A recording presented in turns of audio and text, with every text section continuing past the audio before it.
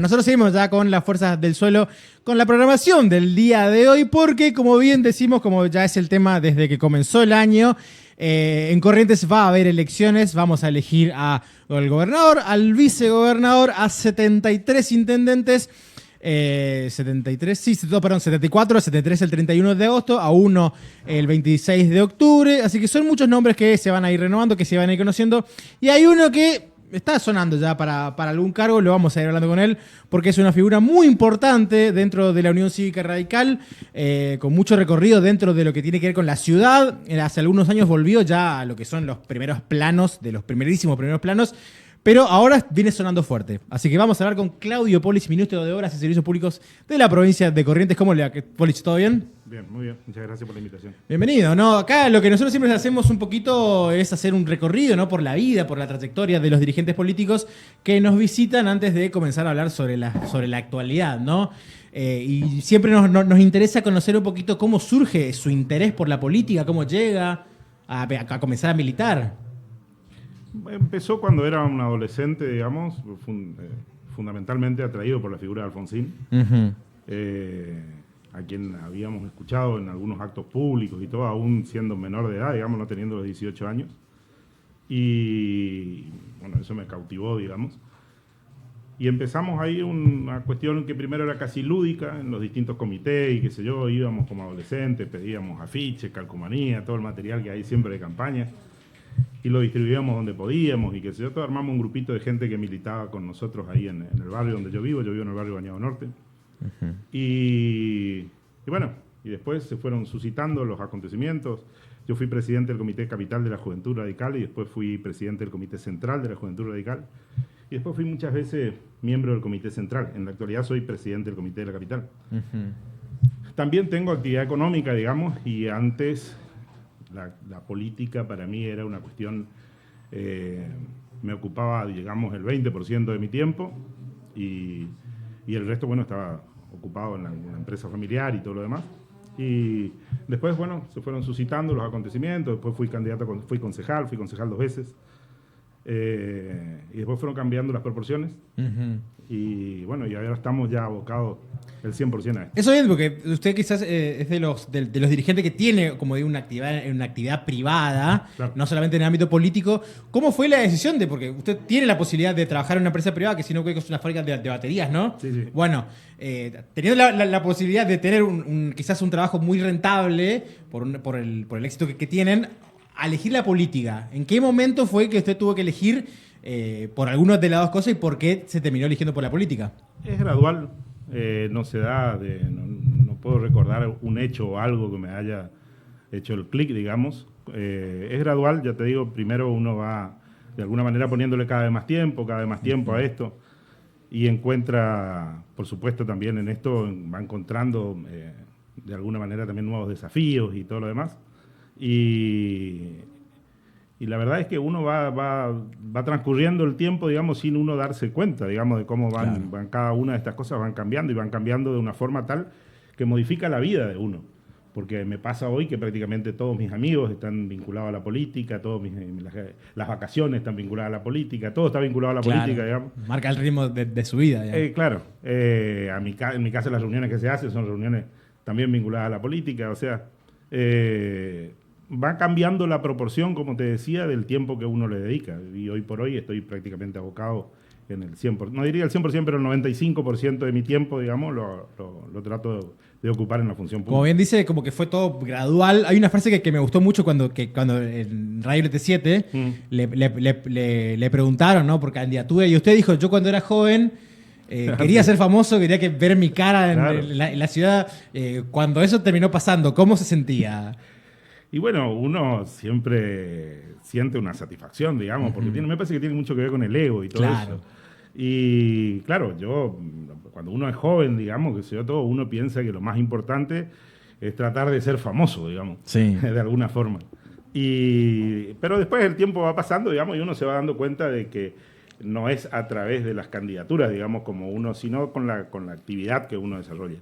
Y también hemos tenido, por supuesto, la suerte de ganar las elecciones y eso también hizo que en su momento Ricardo Colombi me convocara para ser funcionario. Yo me acuerdo que cuando me convocó... Director de transporte. Sí. Yo me acuerdo que cuando me convocó, lo dije a Ricardo, mirá, a mí me está yendo bien en mis cosas, qué sé yo, que esto, que lo otro. Yo me voy a ir 90 días. Y mientras tanto, pues yo no tengo a quién ponerme, decía Ricardo, bueno, entonces le digo, voy a ir 90 días y a los 90 días yo más o menos te ordeno la cosa ahí. Y en ese tiempo voy a buscar un director y qué sé yo y todo eso. Y bueno, así empezamos y después no salí nunca más. Claro. Director de transporte, o sea, era un momento totalmente distinto, ¿no? Claro. De quizás el negocio del transporte era pre-subsidio kirchnerista, o sea, era un momento totalmente diferente, ¿no? Y hoy tengo entendido que forma parte de su área, ¿no? Sí, sí, sí. ¿Qué diferencia encuentra entre lo que le tocó a usted como director de transporte de la realidad ahora? Cambiaron muchas cosas, fundamentalmente la tecnología. Antes todo estaba vinculado, digamos, a las inspecciones, la inspección tenía que ser ocular, Claro. todo ese tipo de cosas, y también las actas de infracción que se tenían que hacer, iban de la mano de los secuestros, y qué sé yo, y teníamos que secuestrar móviles a veces que no estaban en condiciones y todo lo demás. Fundamentalmente el hecho de que haya habido tanto avance tecnológico también hizo que eso se viera de alguna manera, haya mejorado, digamos. Y después, por supuesto, bueno, como siempre, todo el tema de subsidios y todo lo demás, que también se liquidan a través del Ministerio de Obras Públicas, o se liquidaban, fue haciendo que también algunas cosas pudieran mejorar, porque el hecho de que los subsidios al transporte hayan permitido tener unidades actualizadas, que se le dé cumplimiento a la ley, digamos, en una vigencia máxima de 10 años, hizo también que el transporte mejorara y mejorara el servicio en general para la gente. Una vez no toma dimensión si no conoce lo que sucede en la terminal de ómnibus, pero es todo un mundo que se mueve a través del transporte, digamos, y no solamente el transporte interprovincial, sino el transporte interno, digamos, de la provincia de Corrientes. Mucha gente que viene a los hospitales, mucha gente que viene a hacer trámites, mucha gente que viene a visitar a algún enfermo. O sea, uno se encuentra con distintas realidades sociales en un lugar que realmente conviven mucha gente y tiene sus características especiales para el Día de la Madre, para el Día del Padre, Claro. para la Semana Santa, para Navidad, y hay toda una fauna ahí entre los maleteros, la gente que atiende las boleterías y qué sé yo, todo ese tipo de cosas. Nosotros yo cuando estuve como director de transporte pudimos hacer varias cosas ahí, digamos, que fueron muy importantes, que nos ayudaron a tener una mejor calidad de servicio. Así que fue una muy buena experiencia. Y después asumió como concejal de la ciudad. Sí, después fui concejal de la ciudad la primera vez, porque fui 2 veces concejal. Y también fue todo una cosa muy nueva, digamos, y la verdad es que me sentí bien también trabajando ahí. El ambiente deliberativo, el legislador tiene una actitud distinta, digamos. El legislador tiene una actitud más contemplativa de las cosas, digamos. Entonces uno puede diseñar cómo pretende que sea la sociedad dentro de 7, 8 años, 10 años, 5 años, cosa que no sucede cuando uno está en un lugar absolutamente ejecutivo. Los problemas que tenemos son de hoy, de ya, de ayer, y vos no hay hora, no hay día, o sea, tenés que, es otro nivel, otro ritmo de exigencia, que son distintos. Me siento más cómodo en la ejecutiva. Claro, bastante más movido también. Usted asume en el 2005 como candidato, como concejal, Sí. y dentro de la Unión Cívica Radical pasa algo que es el Sí. quiebre, Sí, dentro de lo que eran los primos Colombi. Sí, sí, claro. ¿Por qué usted elige, digamos, el lado de Arturo? ¿Qué pasó en la UCR? ¿Y qué pasó primero? ¿Y por qué usted termina eligiendo el lado de Arturo, quizás? Claro, ahí se dieron un montón de cosas, pero fundamentalmente porque de ese lado estaba la institucionalidad. Claro. Ahí estaba la institucionalidad. Y entendía yo y mucha gente entendíamos en ese momento que lo que había que hacer era acompañar la institucionalidad. Que lo otro era prácticamente tener casi una actitud conspirativa contra el gobierno. Un gobierno que era de nuestro partido, digamos. Entonces, siempre abogamos para que pudiera haber un marco de entendimiento y todo ese tipo de cosas que fue prácticamente imposible. Ustedes se acordarán, tuvimos convenciones muy picantes, digamos. Sí, volaron sillas en algunas veces. Pues, claro. Sí. Y bueno, fue una época, de eso yo siempre me acuerdo la anécdota, porque éramos concejales junto con Gustavo. Y Gustavo se sentaba al lado mío. Pero eran de bloques distintos. de bloques distintos. Pero fuimos amigos toda la vida. Y bueno, y esas cosas que tiene la política, digamos, por ahí, bueno, tiene la palabra. Nuestras sesiones, las sesiones del Consejo Deliberante eran sesiones que duraban 6, 7 horas. Claro. eran unas sesiones, todo el periodismo cubría lo que pasaba en el Consejo Deliberante porque era la caja de resonancia del problema, digamos, que había a nivel político general. Y bueno, por ahí a veces tocaba a mí hacer, como presidente del bloque, digamos, hacer algún tipo de alocución defendiendo alguna posición, y el que me contestaba era Gustavo, que estaba al lado, que estaba en el bando contrario, digamos, y qué sé yo, y que bueno, era... Pero nosotros recuperamos, y lo seguimos manteniendo hasta hoy, un espíritu de cuerpo muy importante. Nosotros tomamos como norma, los jueves eran las sesiones, todos los jueves íbamos a cenar. Terminaba la sesión y nos íbamos todos a cenar al mismo lugar. A veces hacíamos en una casa, a veces por ahí cuando no conseguíamos, o terminábamos muy tarde, íbamos a algún restaurante por ahí. Y la norma era que el que quedó calentito por la discusión no venga, porque ahí se terminó la discusión. Ahí ya éramos todos colegas, todos amigos, todos, claro. O sea, todos. Entonces el que quedó calentito que no venga a traer el problema acá, porque ya discutimos durante 6 horas ya, ¿me entendés? No vamos a venir a discutir otra vez acá. Entonces eso fue generando un espíritu de camaradería muy bueno con gente de todos los partidos políticos, digamos, claro. Que para nosotros es una cosa muy importante. Bien dijo que compartió bloque, mejor dicho, compartió bancada, no, ni bancada, fue colega de recinto de Gustavo Valdés. Sí, sí. Preguntarle qué diferencia encuentra entre ese Gustavo Valdés concejal y el Gustavo Valdés gobernador que tenemos hoy. Tuvo un crecimiento espectacular. Yo a Gustavo lo conozco mucho tiempo antes también de ser concejal, él y yo. Aparte, antes de eso, habíamos tenido una crisis, porque los dos queríamos ser concejales y los dos queríamos ser primeros. Uh-huh.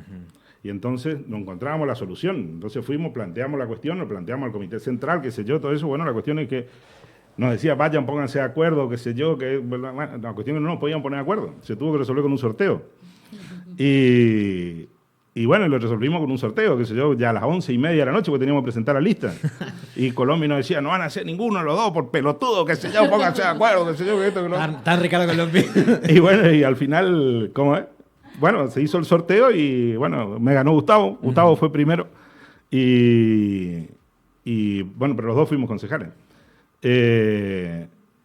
La diferencia que hay, por supuesto, es abismal. Todos creo que hemos experimentado un crecimiento producto de la edad, digamos, y todo lo demás. Uh-huh. Pero también Gustavo ha adquirido una experiencia en el manejo del gobierno que la verdad que es admirable. Digamos, yo muchas veces, cuando estoy, no lo suelo decir, pero cuando estamos en reuniones y todo ese tipo de cosas, yo que lo conozco y que he visto toda su evolución, digamos, no deja de sorprenderme, digamos. Uh-huh. Y la verdad que me pone muy orgulloso y todo lo demás poder colaborar, digamos, en el equipo, porque creo que muchas cosas se hicieron y se hicieron bien. Le preguntaré también, sí o no, con el tema de lo que era la UCR en ese momento, porque me parece súper interesante toda esa experiencia, porque en ese momento ha sido muy fuerte, era la división, y una vez que gana Ricardo Colombia, no dejó de ser una especie de interna dentro de la UCR, porque al poco tiempo la gran mayoría de lo que era el sector turista terminó acompañando. O sea, Noel Brear, su caso, Alfredo Vallejos, muchos nombres que han estado del lado del turismo terminaron, o sea, como que volvieron a toda la UCR. ¿Cómo fue ese pasaje? Y fue progresivo. Nosotros solíamos decir, a veces medio jocosamente, que nosotros teníamos que ser dignos en la derrota y ellos tenían que ser generosos en la victoria. Uh-huh. Y fue progresivo, se fue dando paulatina y progresivamente, digamos, con también la misma, creo yo que con la misma interpretación que teníamos cuando estábamos en la posición distinta, digamos. Había un gobierno que era radical, había un gobernador que era radical, y lo que teníamos que hacer era buscar la forma de mantener la relativa independencia, digamos, pero sin obstruir, sin joder, sin perjudicar, que sea todo, porque en definitiva éramos nosotros mismos otra vez, estábamos peinados de otra forma nomás, pero éramos los mismos tipos nomás. Y fue progresivo y yo creo que, bueno, fue una actitud también inteligente por parte de los que ganaron y fue una actitud noble por parte de los que habíamos sido derrotados en ese tiempo. Sí, porque la mayoría, o sea, de lo que me acuerdo ahora, pensando rápidamente, quizás en ese momento, ahora ya está, digamos, con Ricardo Colombia de nuevo, pero quizás Aquino Britos fue uno de los que se mantuvo críticos en ese momento, Cecilia Gortari, que ni siquiera ya está en la UCR, son muy poquitos los nombres que quedaron afuera ya de la Unión Cívica Radical, como que se nota, ¿no?, lo que usted dice. Entonces, usted pasó a ser de ser opositor a Carlos Viñolo para pasar a ser opositor de Camo Spínola. Siempre opositor, ese es un problema, ¿viste? Sí. A los radicales no nos cuesta mucho porque nosotros tenemos una historia, digamos, estamos más preparados. Si vos mirás el contexto nacional del radicalismo, es un partido que está mucho más preparado, digamos, para la oposición. Solamente en Corrientes, bueno, ahora en Santa Fe, en Jujuy, Chaco. Y por eso, por ahí a veces nos jode un poco el hecho de que nos hablen de un radicalismo del 1,8% y te lo ponen al gusto, digamos que no gobierna ni un consorcio. ¿Entendés? Y después vos tenés gobernadores que tienen un 57, un 60, un 62% y no los llevan nunca a ningún canal de televisión, digamos, nacional.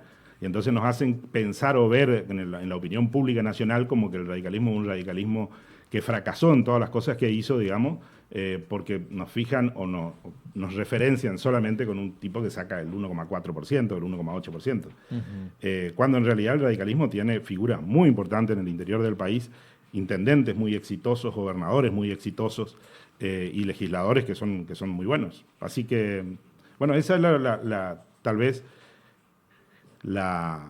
el desafío que tenemos próximamente, es tratar de construir una alternativa que nos permita ser considerados, digamos, a través de no solamente de los legisladores, sino de los dirigentes que tenemos en el interior, que tienen cosas para exhibir, que tienen buenos gobiernos, que han tenido muy buenas gestiones.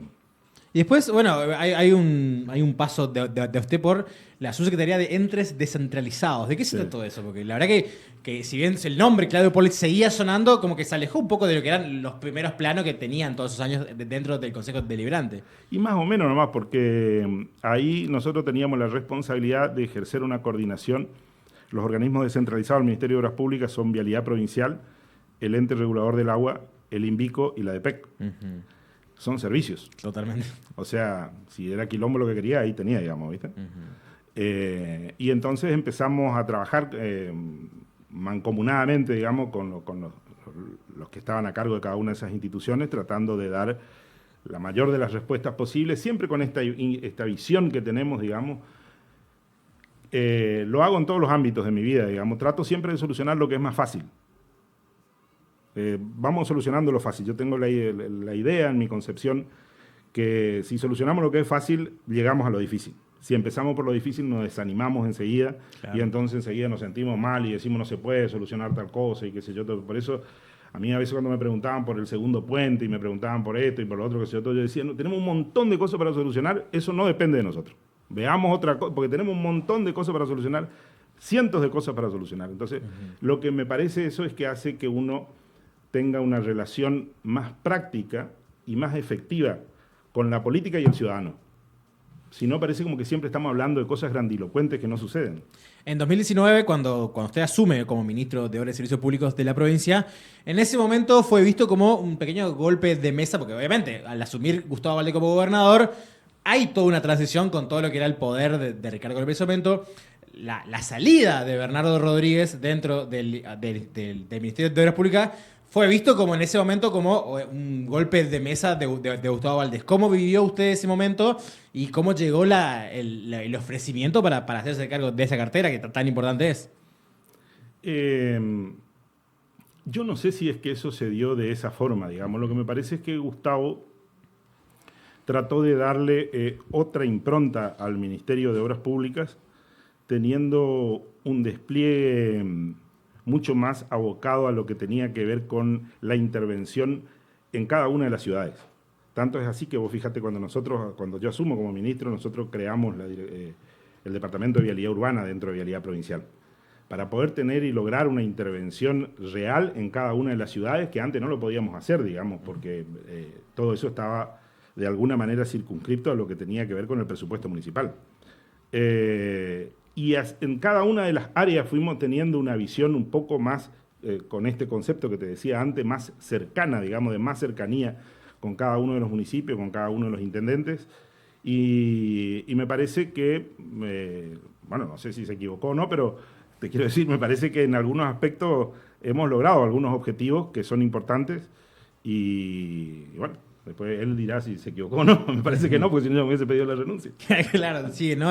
Y así llegamos un poco a lo que son estos años, ¿no? De su cargo en el ministerio. Me resulta súper interesante el cambio que se ha generado, ¿no? Dentro de lo que es la dinámica municipalidad, provincia, y uno ve hoy en día un gran trabajo en cuanto a tamaño, en cuanto a magnitud de la provincia en la ciudad de Corrientes, y es algo que se ha gestado mucho con esto, ¿no? De alinear provincia, municipio, que es una de las propuestas de Tasarón de 2017 que evidentemente ha tenido un impacto en la sociedad. Sí, fue fundamental el hecho de que podamos tener alineamiento. Hay muchas ciudades, por ahí se toma como referencia lo que sucedió en la ciudad de Corrientes porque es la caja de resonancia de lo que sucede. Pero la transformación que tuvo Goya, la transformación, bueno, hace poquito estuvimos en Colonia 3 de Abril, la transformación que tuvo San Cosme, Itatí, Ituzaingó, Santo Tomé. O sea, ha habido este mismo nivel de intervención en muchas ciudades del interior, producto de una gran inversión, por supuesto, por parte del gobierno de la provincia, pero con una idea, digamos, siempre de lograr esto que te digo, que tiene que ver con la cercanía con cada uno de los intendentes. Y yo creo que evidentemente esto ha dado muy buen resultado y bueno, ahora tendremos que ver nosotros, por supuesto, cuál es la evaluación de la gente, que tiene que ver, me parece que también tiene algo que ver con lo que sucedió en la reelección de Gustavo. Y ahora me parece que, bueno, vamos a ver qué es lo que sucede en la próxima elección. Nosotros percibimos que hay una satisfacción por parte de los distintos intendentes y de la gente en general sobre la posibilidad de acudir en auxilio de los municipios, porque muchas veces obras de infraestructura de esas características les son imposibles de afrontar a cada uno de los municipios con su propio recurso. Y hay cuestiones vinculadas a la técnica en la construcción, digamos, que, por decirte lo que nos pasó con las plantas de asfalto, por ejemplo.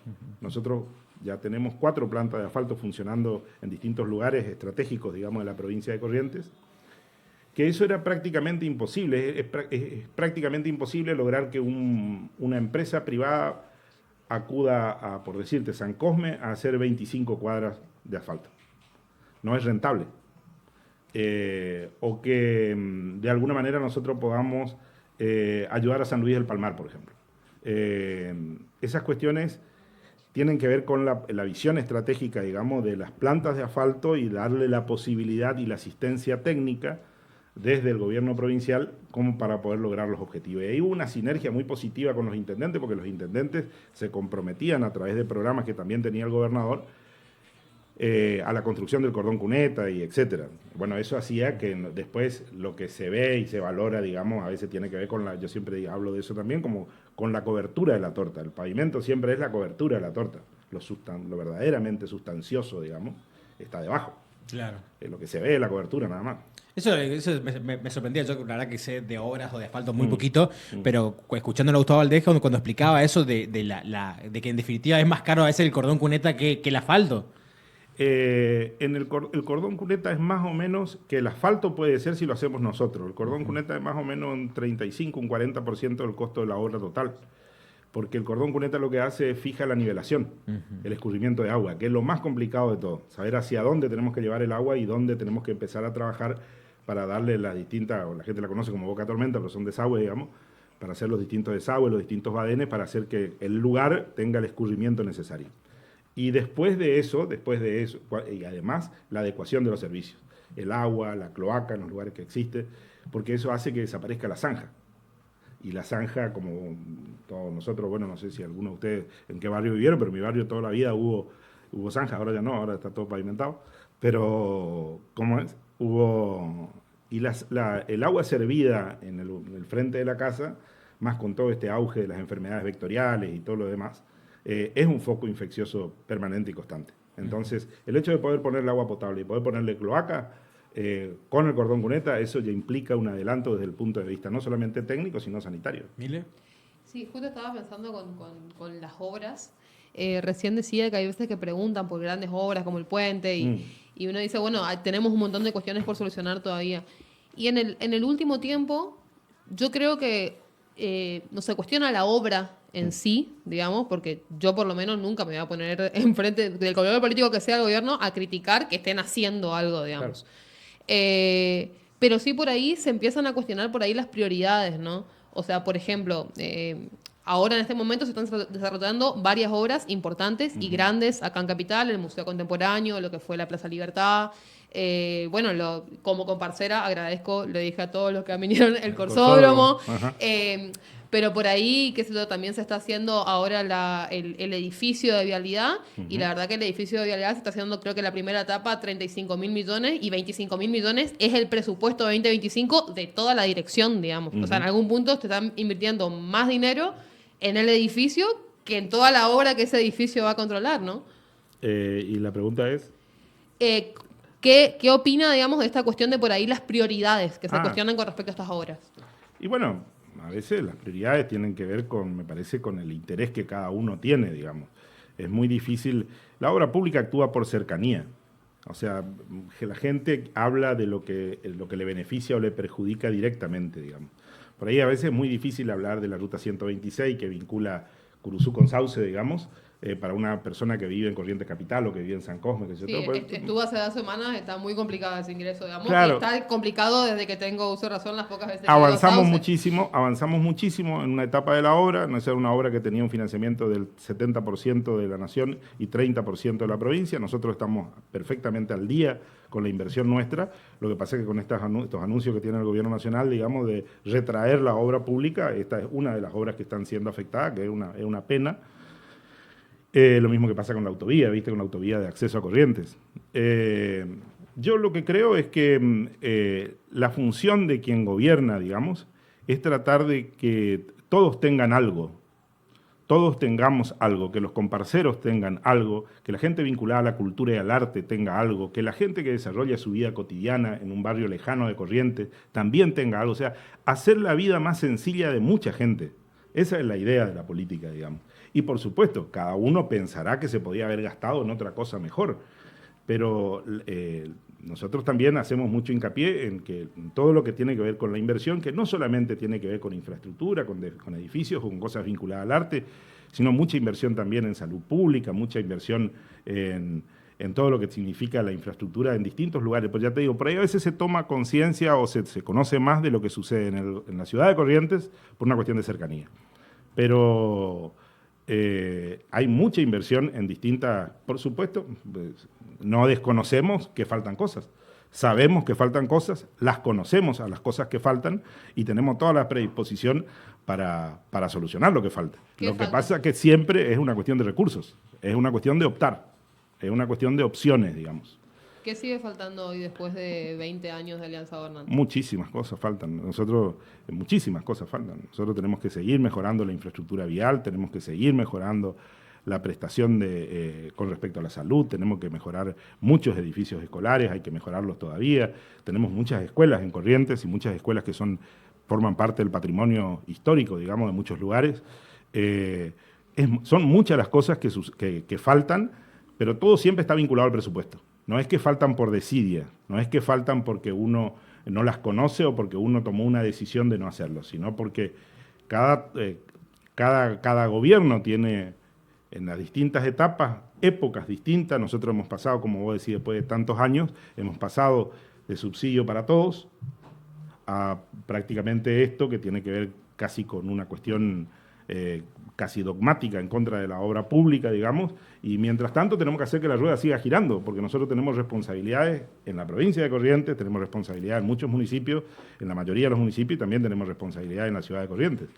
Entonces, no es que tenga que ver directamente con una cuestión de conocer o no conocer, sino una cuestión de administrar directamente los recursos que están disponibles. De eso se trata, porque a la vez tenemos que cumplir con las obligaciones, a la vez tenemos que pagar los sueldos, a la vez tenemos que hacer que la escuela funcione, a la vez tenemos que hacer que el hospital funcione, porque el hospital no es solamente el edificio es lo menos complicado. Es lo mismo que una comisaría. Voy a inaugurar una comisaría y voy a decir, sí, bueno, qué linda la comisaría, sí, pero después tenés que poner la cantidad de agentes que son necesarios, la cantidad de patrulleros, y te acordate que trabajan las 24 horas, ¿eh? O sea, por cada policía que vos veas hay 5 atrás, digamos. Sé que ahora nos vamos a meter en la cuestión política de este año electoral. Su nombre es uno de los que suena como posible candidato a intendente de la capital, pero me quiero quedar con, ante esta posibilidad, digamos, de una posible candidatura a intendente y en su área, digamos, que es obras, muchas veces también vemos como en algún punto el casco histórico de la ciudad, que lo queremos cuidar y mantener y es un patrimonio de todos los correntinos, termina siendo una limitación para la organización urbana, principalmente de la administración, ¿no? O sea, seguimos viendo cuando vamos a la legislatura, cuando vamos a la municipalidad, cuando vamos al Consejo Deliberante, se siguen alquilando otros edificios para trabajar de anexo y demás, o la jefatura de policía. Seguimos viendo como oficinas que quizás no están en las mejores condiciones, con muchísimo personal trabajando sinadamente. Lo mismo ocurre con el Poder Judicial, digamos. ¿Hay una propuesta para eso? Claro, sí, tiene que ver con la planificación. Viste que mucha gente nos criticaba cuando empezamos el edificio donde hoy está el Banco de Corrientes, el IPS y Catastro. La gente nos decía, fueron a hacer una obra monumental en el medio del barrio San Benito, esa zona no tiene, que se dio todo. Y bueno, pero eso es la planificación. Lo mismo nos dicen ahora, por ejemplo, con la pavimentación de la Ruta 99 o del acceso al Perichón. Lo que pasa es que uno va, en la obra pública, uno lo que va haciendo es diagramando estratégicamente hacia dónde cree que tiene que ir el desarrollo inmobiliario. ¿Cómo vamos a descentralizar? Pero es muy difícil descentralizar si no hay servicios. No le podemos mandar a una escuela, no podemos mandar a un hospital a un lugar donde no hay servicios. Primero hay que generar las condiciones para que haya inversión. Y eso es lo que tratamos de hacer. Vos fíjate, ahora, por ejemplo, el otro día estuve recorriendo y viendo la cuestión que tiene que ver con el acceso al barrio Esperanza. Una obra, pero espectacular, central para la gente que vive ahí. Para la gente que vive ahí. Lo mismo la avenida Niní Flores, que es la que va a vincular Maipú con el viejo cuartel de Santa Catalina, con la escuela de oficiales de la policía y suboficiales. Nosotros habremos hecho alrededor de 11, 12 avenidas muy importantes en Corrientes, tratando de sacar, digamos, la presión que tenían las 4 avenidas, que era por donde circulaba todo, ustedes se deben acordar, que era donde circulaba todo, circulaba el colectivo, la bicicleta, el carro, todo circulaba sobre la misma cuestión. Bueno, hoy, con tanta inversión que se ha hecho en obra pública y sobre todo en la infraestructura vial, hace que la ciudad también se pueda expandir y que uno pueda encontrar lugares para invertir que son mucho más atractivos. Atractivos tal vez desde el punto de vista económico, porque sabemos lo que cuesta un metro cuadrado en el barrio Camacuá y sabemos lo que puede costar un metro cuadrado en la zona de la Ruta 99 o el Perichón. Pero no podemos expulsarla a la gente del centro, del barrio Camacuá, o decirle, ustedes no pueden vivir en este lugar sin darle una alternativa. Y la alternativa tiene que ver con los servicios. Entonces, fíjate, en esas dos cosas que te digo, se me vienen en este momento a la memoria. Las dos cosas que estamos haciendo, que varias estamos haciendo, pero estas dos, la 99 y el acceso al Perichón. Ahí estamos trabajando sobre el agua potable, ninguno de los dos lugares tenían agua potable. Había mucha gente que desarrollaba su vida en ese lugar, pero tomaban agua de perforaciones. Le estamos llevando el agua potable y se está mejorando todo el servicio de energía.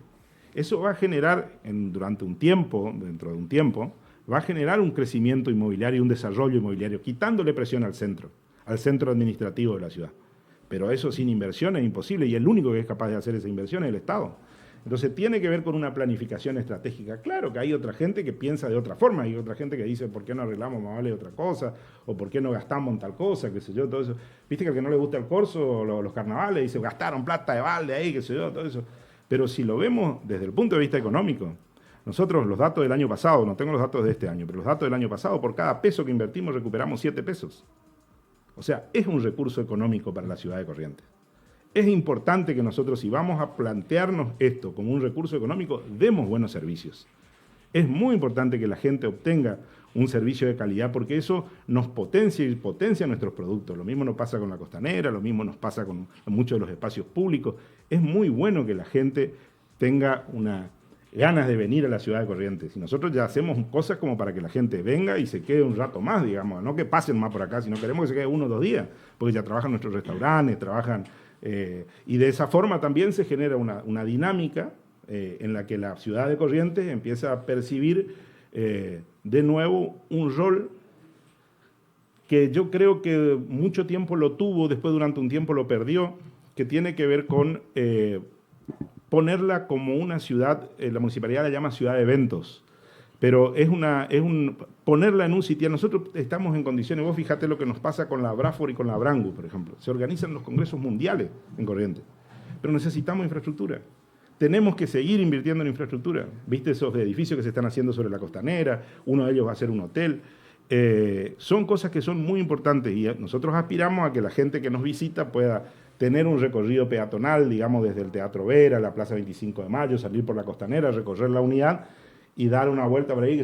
Y mientras tanto que compre algo, que gaste, o sea, tenemos que dinamizar la economía, digamos. Eso es una cuestión, ese es el sentido que tiene la inversión y ese es el sentido que tiene que tener el gasto, digamos. Hay una cosa que viene comentando ahí, ¿no? Con los turistas que llegan y para que lleguen tiene que haber una ruta.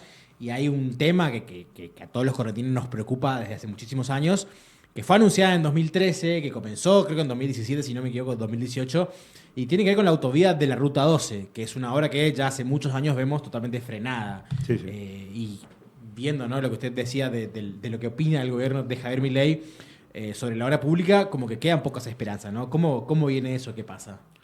Esa es una obra en la que nosotros no tenemos ninguna injerencia, digamos, porque es una obra hecha sobre una ruta nacional, con presupuesto nacional y a través de un organismo nacional que es Vialidad Nacional. Nosotros somos los afectados, digamos, en esa obra. Y permanentemente estamos abogando para que se la termine de cualquier manera, pero que se la termine. Claro. Porque lo peor que nos puede pasar es vivir en zona de obras, digamos, durante tanto tiempo. Vemos la siniestralidad, la cantidad de accidentes, la cantidad de cosas que pasan en ese lugar, y la verdad es que es absolutamente imposible para quien no conoce Corrientes entender cómo tiene que circular. Es prácticamente imposible. Nosotros naturalizamos eso, pero claro, vos venís por Maipú de la Ruta 12, vos venís de Empedrado, ponerle, y tenés que entrar a Maipú. ¿Cómo hacer? ¿Cómo entrar al aeropuerto? Un camión viene de frente, uno sabe si vos tenés que doblar, sabés si podés frenar sobre la ruta, si frenar de atrás no te va a chocar. Es una cosa imposible, una cosa indescifrable, digamos, atenta contra cualquier lógica de circulación. Y por supuesto eso todo lo pagamos en la terapia intensiva del Hospital Escuela.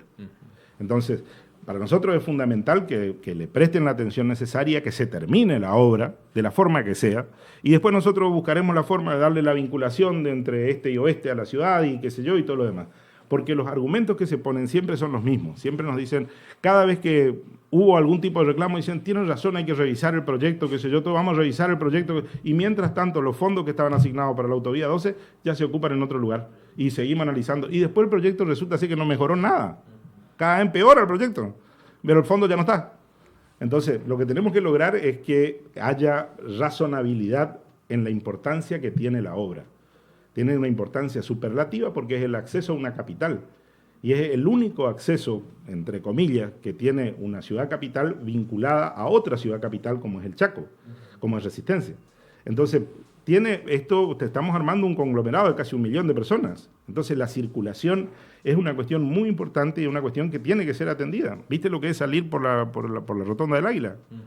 Es una cosa de loco, eso es un peligro, eso, permanente y constante. Entrar al aeropuerto es también una locura. Bueno, ahora medio se ordenó con el rulo ese que pega allá abajo el puente a alto nivel. Entonces vos ya podés venir por la banda contraria, digamos, venís por la colectora y ahí ya entrás un poco mejor. Antes tenía que doblar en U arriba de la ruta. Pero salir desde el Águila, cuando vos venís por Libertad, y salir hacia Posada, digamos, ¿me entendés? Enfrente tenés un paredón de hormigón, tenés un auto que viene a toda bala, una moto que viene de este lado, qué sé yo, todo. Vos no sabés cómo se sale de ese lugar. Es muy riesgoso. Ya te digo, esto que te estoy diciendo no es una opinión, esto tiene que ver con datos estadísticos de la siniestralidad que tienen los lugares. Y ahora, bueno, llegando un poquito a la actualidad y a lo que nos compete, ¿no? El término electoral, ¿no? ¿Qué tiene, más allá de si va a ser candidato o no, que eso ya lo sabremos más adelante, pero qué tiene Claudio Polich para ofrecerle a la ciudad de Corrientes? Mi trabajo, mi experiencia, fundamentalmente las ganas de hacer cosas y es como... hemos tenido en todo este tiempo una dedicación casi exclusiva, digamos, a entender y conocer no solamente la ciudad de Corrientes, sino su idiosincrasia, su forma de manejarse. Cada una de las cosas que hemos hecho a nosotros nos fue dando algún tipo de plus, digamos, con respecto a lo que era necesario para la ciudad de Corrientes. Y tratar y entender y respetar también dentro de su idiosincrasia la necesidad de que todos podamos convivir, de que todos podamos tener lo que realmente necesitamos en una ciudad que tiene las características como Corrientes, digamos, una ciudad universitaria, una ciudad que está vinculada fundamentalmente al comercio y todo ese tipo de cosas. Y después hay cosas que son centrales, que uno los ve cotidianamente, lo que pasa es que ya las naturalizamos. Por ejemplo, nuestras veredas son un desastre. Las naturalizamos nomás. Y entonces ya nos acostumbramos. Y si la gente tiene tiene algunos años, mi mamá, por ejemplo, que es una señora que tiene 87 años, ella camina por la calle. Porque caminar por la vereda es imposible. Y con el riesgo que eso implica. Ustedes habrán visto, la gente si tiene que llevar un carrito con una criatura o algo por el estilo, tiene que manejarse en silla de ruedas y tiene que ir por la calle. Porque transitar nuestras veredas es una complicación. Bueno, son cuestiones que tenemos que ir solucionando. La contaminación visual también es una cuestión muy importante. Y después creo que hay muchas cosas que se hicieron bien desde el gobierno municipal que hay que profundizarlas como para ir logrando estos objetivos. Pero me parece que hay cuestiones que tienen que ver fundamentalmente con el orden y con la decisión de proyectar a la ciudad de Corrientes. Nosotros tenemos que seguir proyectando, proyectar no solamente qué tipo de ciudad queremos, sino proyectarla hacia nuestros vecinos. Nosotros tenemos que hacer, a todos nos duele cuando vemos en la época de playa, por ejemplo, que a veces están esperando, ya sé que es un problema interprovincial, ya sé que es un problema que no tiene que ver con el transporte público local, pero vemos gente que está esperando el colectivo hasta las 2 de la mañana en una fila de 3 cuadras, con la silleta, la conservadora, la cosa que yo todo. ¿Cómo vamos a pretender nosotros de que el turista venga a Corrientes, aunque sea el turista de Resistencia, pero ese tipo viene y gasta plata en Corrientes? Sí. ¿Cómo vamos a pretender que venga si no le damos ningún servicio? ¿Cómo vamos a pretender que venga si todo es un calvario, digamos, venir a Corrientes? O sea, Corrientes tiene muchas potencialidades desde el punto de vista turístico y desde el punto de vista cultural, como para ofrecerle a todas las ciudades que están cerca. Tenemos que trabajar para que cada vez la gente se sienta mejor y cada vez haya más acceso, digamos, a todas estas cuestiones que tienen que ver con, en definitiva, con el desarrollo, con el crecimiento y con la vida cultural y social que tiene Corrientes, que es muy importante. Y bueno, claramente no forma parte tampoco de su área, pero sí me interesa tener una opinión suya, porque es algo que en algún momento la ciudadanía de Corrientes, la sociedad, va a tener que hacer algo que es con el predio del ex regimiento. Sí, claro. Son como 10 hectáreas, creo, claro, que están 6 en el medio de un lugar tan importante, digamos. ¿Qué cree que usted que hay que hacer en ese espacio? Sin duda tendríamos que... Nosotros tenemos mucho más idea que plata, siempre digo yo. Pero sin duda es uno de los lugares a modificar, uno de los... Te diría que dentro del casco céntrico es una de las joyas de la abuela sobre la que tenemos que lograr intervención y la que tenemos que lograr un desarrollo importante en ese lugar. Ya veremos en su momento, de acuerdo a la disponibilidad que tengamos, si es todo el predio o es parte del predio, ver cuáles son las condiciones, digamos, en las que se puede llevar adelante el desarrollo. Veremos si es una cuestión que tiene que ser público-privada, si es solamente desde el punto de vista público. Corrientes tiene un déficit muy alto también en todo lo que tiene que ver con espacios públicos. Mucho se ha mejorado la calidad de los espacios públicos, pero también tiene un déficit importante ahí. Así que tenemos que tratar de que pueda convivir. Me parece que un concepto bastante interesante es el concepto que se logró en la unidad. Me parece que es un concepto bastante interesante. Es tratar de lograr que pueda convivir la cuestión que está vinculada al turismo y todo lo demás, con el museo y todo lo demás, pero también una oferta gastronómica, también con oficinas por parte del Estado y el hecho de que la gente pueda seguir generando trabajo, digamos, en Corrientes, seguir generando condiciones como para que hayan locales comerciales y todo ese tipo de cosas que generan. Viste que Corrientes no tiene un perfil o una característica de una ciudad industrial, porque también sería un despropósito, digamos, con tanto paisaje, con tanto lugar, a nadie se le ocurriría poner una fábrica de alemán en Bariloche, digamos. ¿Entiendes? Sería un contrasentido. Nosotros lo que tenemos que hacer es buscar la forma de hacer que Corrientes sea cada vez más atractiva, no solamente para la inversión, sino también para que la gente que nos visite pueda generar condiciones, digamos. Y en eso, el otro día hablaba con Carlito Lescano, Carlito me decía que personas que están muy vinculadas a la cultura y al arte de la ciudad de Asunción se sorprendían por la oferta que había habido en la última exposición que se hizo en los salones del ex Cine Colón. Y decían, eso no existe en Asunción. Y es gente que viene a quedarse a Corrientes 2 o 3 días, es gente que viene a gastar. Entonces, tenemos que buscarle la vuelta para que Corrientes tenga ese tipo. Y también tenemos que mejorar toda la oferta gastronómica y toda la oferta del trato con el turista, que es lo que nos va a hacer que la gente tenga ganas de volver a Corrientes. O sea, hay muchas cosas por hacer en una ciudad que demanda muchas cosas, porque también tenemos que cuidar la ciudad del habitante, pero también tenemos que hacer que nosotros podamos juntar plata para poder gastarla en ese lugar, digamos. Entonces, si vos mirás nuestra acción de gobierno en la ciudad de Corrientes, nosotros hicimos alrededor de 3.000 cuadras de pavimentación, más unas 3.500 cuadras de cordón cuneta, todo se hizo en la periferia. Todo se hizo en la periferia.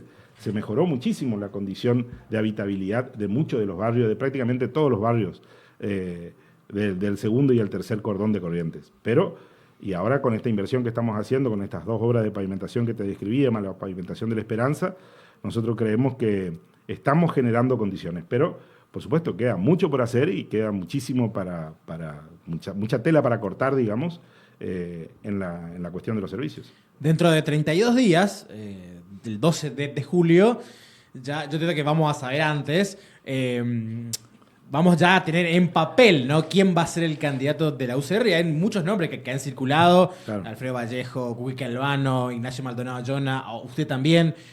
No creo que se defina por sorteo el 11 de julio a las 11:30 de la noche. ¿Cómo piensa usted que se tiene que definir esa candidatura que es tan importante, ¿no?, para una elección como va a ser la capital?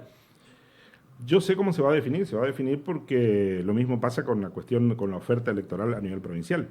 Son las personas que puedan darle continuidad a esto que hemos empezado. Esto que sucedió en la ciudad de Corrientes y en la provincia de Corrientes, que tiene que ver con sus exportaciones, tiene que ver con el arroz, tiene que ver con la ganadería, tiene que ver con la forestoindustria, tiene que ver con un montón de cosas, son, si uno quisiera, incipientes con respecto a la inversión. Hay una obra muy importante que se va a inaugurar dentro de poco tiempo que tiene que ver con el puerto, digamos, de Ituzaingó, que es estratégico no solamente para ese sector de la provincia de Corrientes, sino para el Paraguay y para Misiones. El hecho de que estemos abajo de la represa, digamos, nos facilita un montón la posibilidad de crecimiento y expansión no solamente de nuestros productos, sino de los productos de toda esta zona, como te digo, del país y de países vecinos. Yo creo que se tiene que definir desde el punto de vista, las candidaturas, los nombres son de alguna manera lo que la gente quiere saber, pero lo que tenemos que buscar es que sean las personas capaces de llevar adelante esto que hemos empezado, que creemos que es bueno y que nosotros percibimos por el trato cotidiano con la gente y todo lo demás, que son cuestiones que son importantes también para la gente en general. Y lo que tenemos que hacer es que esto no sea un atisbo, que esto no sea un espasmo nomás, sino que sea un camino que se inició, digamos, y que no se tiene que detener. Esto no se tiene que detener, nosotros tenemos que lograr que Corrientes pueda industrializarse, tenemos que lograr que nuestras ciudades estén cada vez más lindas, tenemos que lograr que todo lo que son nuestros recursos naturales sean también una fuente de generación de ingresos y de recursos. Y, por supuesto, hay otras ofertas, qué sé yo, que dicen, no, que esto es innecesario, con pagar los sueldos está bien, qué sé yo, todo ese tipo de cosas. Bueno, está bien, son opiniones, digamos, pero nosotros creemos que es muy importante que esto que se inició pueda continuar y de alguna manera, si podemos lograr la coincidencia en eso, va a ser más fácil que se vayan decantando los nombres. ¿Y tiene algún favorito para la gobernación? Porque también son varios nombres los que van cada vez menos, ¿no? Por supuesto. ¿Se puede saber? Pues no, pues no, porque si no estaría atentando yo contra lo que estoy contando, que es el método de decisión.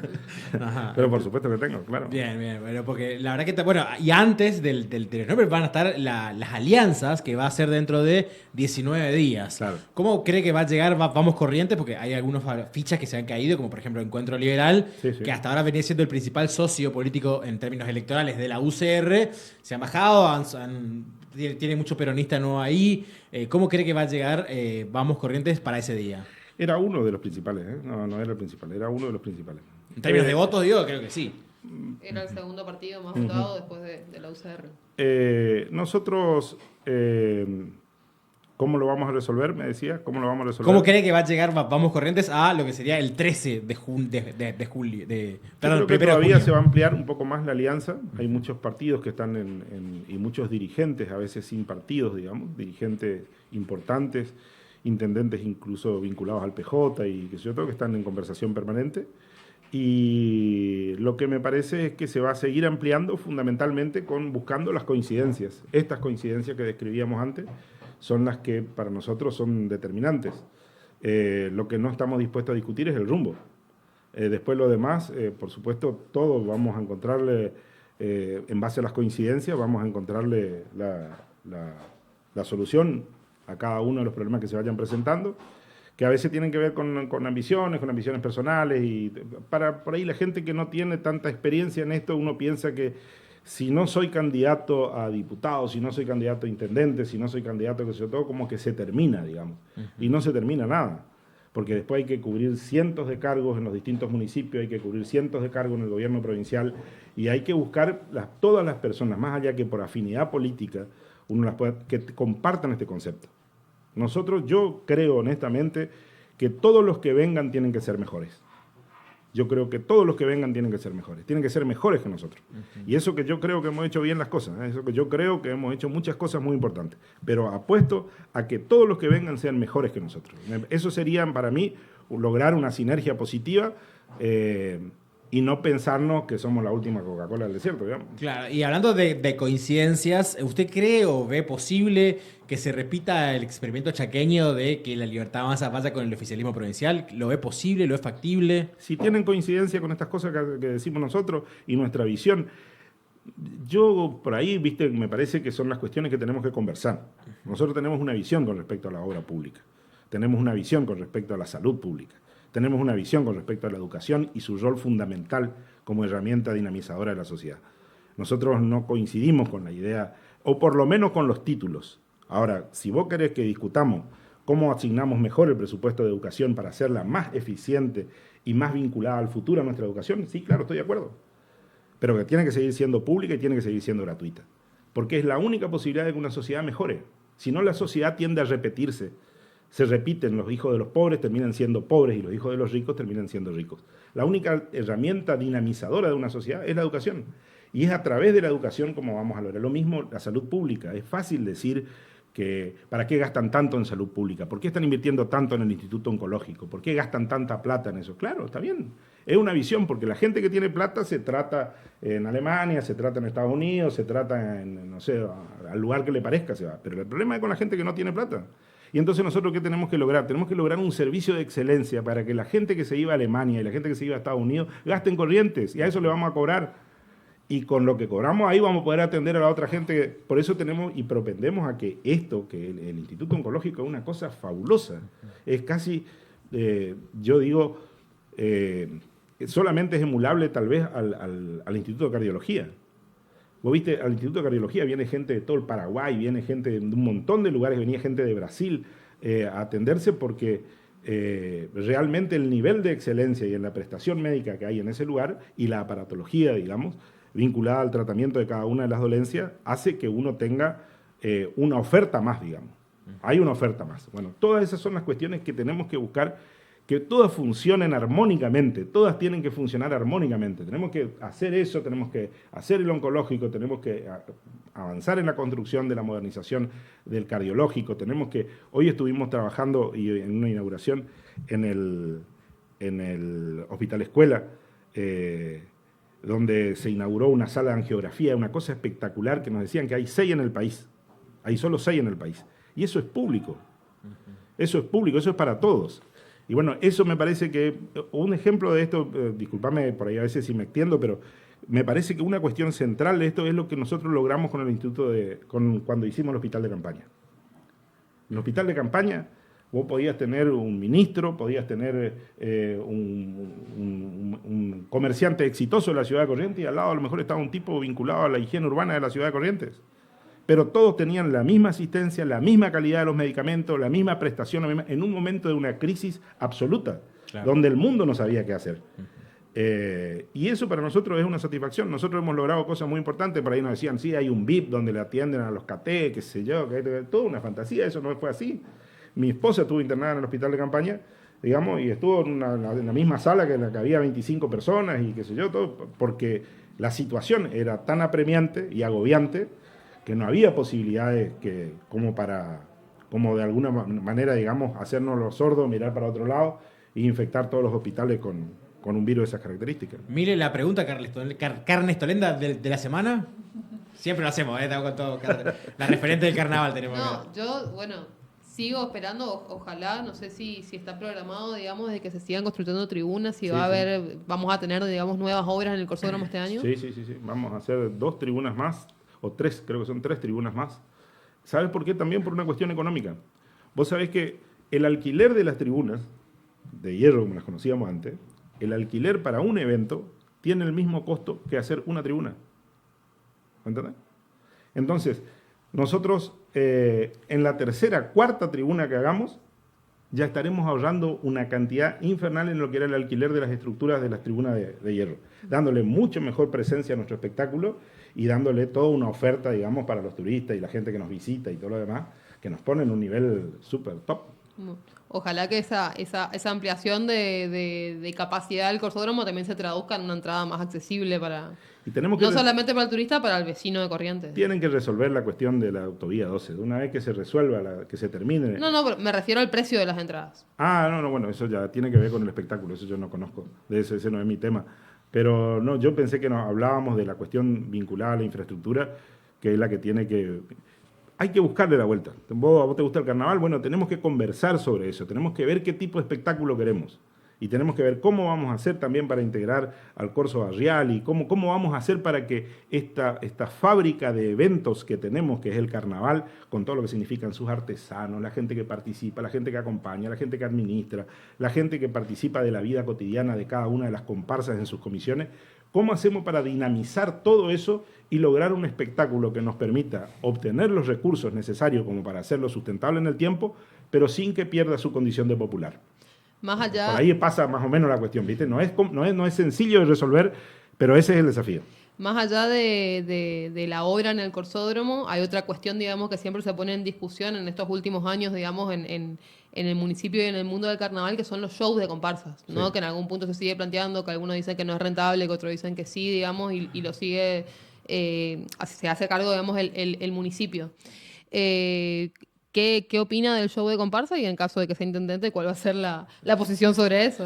Mira, yo no tengo una opinión tomada con respecto a eso porque conozco muy poco de eso, no es mi mundo, digamos, no forma parte de mi mundo. Lo que tengo sí es toda la predisposición para juntarme con las personas que tienen opinión con respecto a esto y que tienen el mismo interés que tenemos nosotros, lograr un espectáculo que sea de primer nivel. Nosotros tenemos que lograr un espectáculo de primer nivel.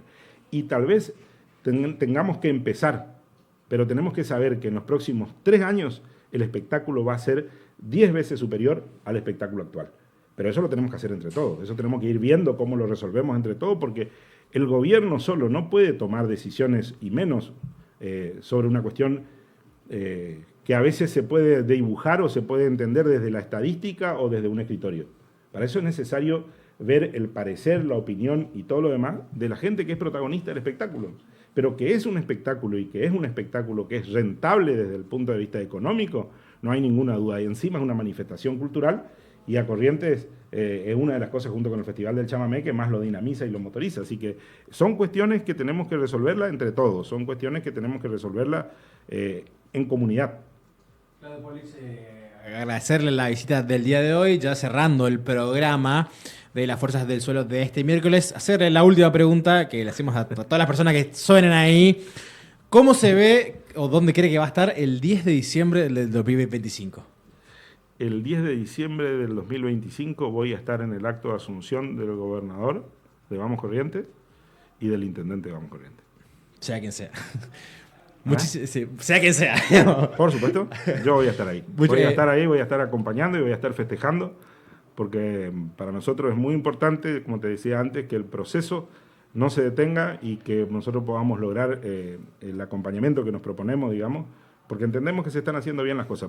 Siempre digo lo mismo, no desconocemos que faltan cosas, pero también es justo que se reconozca, digamos, que mucho se ha hecho. ¿Cómo pasó el día de hoy acá? Muy bien, muy bien. Seguramente lo volveremos a invitar más adelante cuando ya tenga un rol definido de qué es lo que va a pasar, Así que bueno, muchas gracias. Más que invitado. Mile, ¿cómo le pasaste hoy? Bien, la verdad es que fue una semana movida. No sé qué nos depara esta semana. No, la verdad que todo lo que vino pasando, la verdad que fue impresionante. Es impredecible todo lo que puede pasar, más ahora en este contexto. Va a ser semanas muy movidas seguramente. Así que bueno, agradecer primero la visita de Ana Almirón, que estuvo antes. ahora al ministro Claudio Polich. Un saludo también para Lucila y Luciana, que en esta oportunidad no pudieron venir, pero que forman parte, ¿no?, de nuestro corazoncito acá en las Fuerzas del Suelo. Gracias a todos los que nos acompañan. Iriela Mancay en la producción, Emi Sánchez en la operación técnica. Ahí estuvo Guada, estuvo Fabri en las redes sociales. Mil disculpas porque nos pasamos unos minutitos. Así que bueno, nosotros nos vemos, ¿no?, la semana que viene, cuando quién sabe qué va a pasar, en qué país estaremos viviendo la semana que viene, cuando comience otra emisión de Las Fuerzas del Suelo acá por Siesta TV. Muchas gracias, mi nombre es Pablo Miel y los acompañamos hasta ahora. Chao.